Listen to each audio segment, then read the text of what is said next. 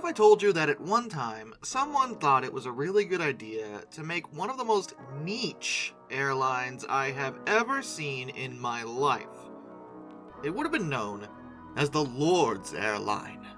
The Lord, of course, referring to God. This airline would be for religious patrons, specifically those of both Christian and Jewish ideology.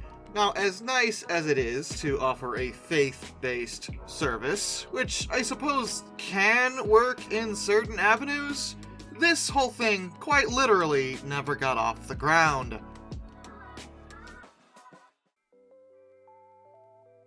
The year was 1985, and the story involves a New Jersey businessman named Ari Marshall. He was the one who wanted to build this new airline for the sole purpose of providing all-inclusive charter service between Miami International Airport and Tel Aviv's Ben Gurion International Airport, thus providing a direct path for religious pilgrimages between the United States and Jerusalem.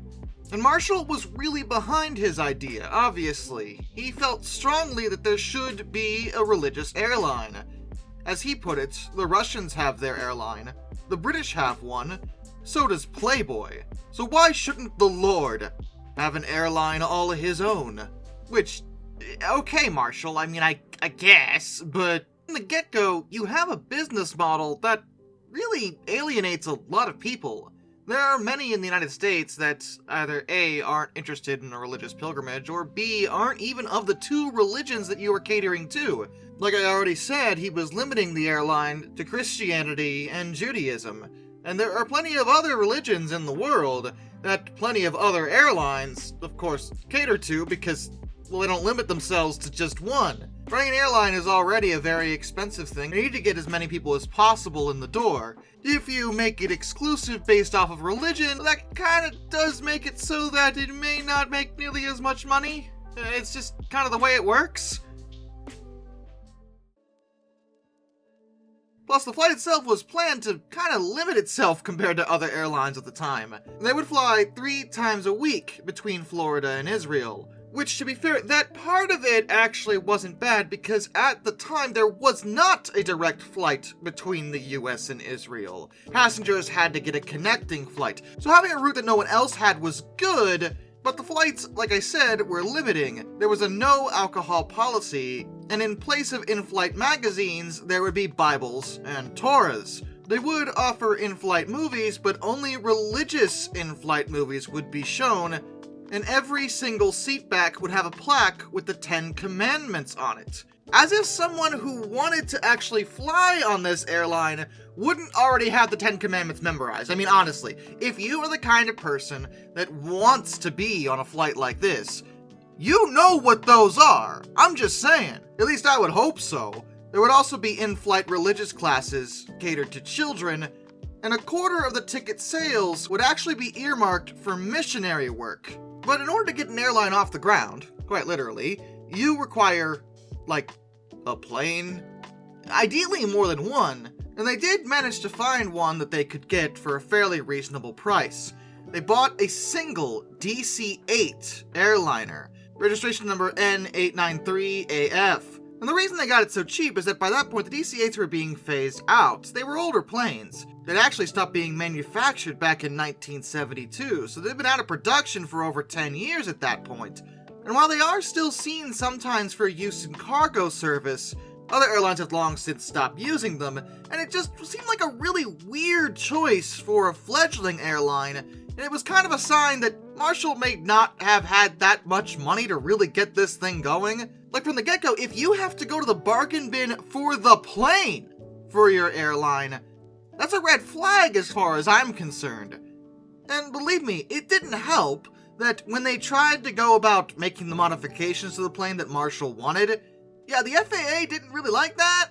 And without that approval, the airline would never be able to do any flights. And it was also taking a much longer time for the airline to really get going. They hadn't even scheduled the maiden flight, and investors were getting irritated. By 1987, it was pretty obvious that this just wasn't gonna happen. And believe it or not, the whole story kind of goes a little crazy from here. You see, in the press, there was a pretty big dispute between Marshall and one of his former business partners, Theodore Listash. Marshall had sniped at some of his old business associates, calling at least one a power-hungry leader, which seems pretty vanilla, but then proceeded to call him Jim Jones number 2, which refers to, like, the Jim Jones cult leader of the People's Temple, who told his followers to drink frickin' poison and commit mass suicide? That Jim Jones? Like, what? What are you talking about, Marshall? Listash was irritated by this, understandably so, and he said that Marshall was one of the most professional con artists we've ever seen. And then he went on to say that Marshall was literally getting help from Satan? What is going on? As he put it, he openly claimed that 45% of his power comes from the devil. That's when we realized this guy is sick. This is a quote. This is a quote from Listash. He told this to Central New Jersey Home News in 1987. And things got even crazier from there. Apparently Listash's brother, Gary, and a friend of his, Joseph Ozakowski, were actually charged with criminal trespassing after they went to Marshall's home and threatened to kill him. Listash himself was also indicted for making terroristic threats.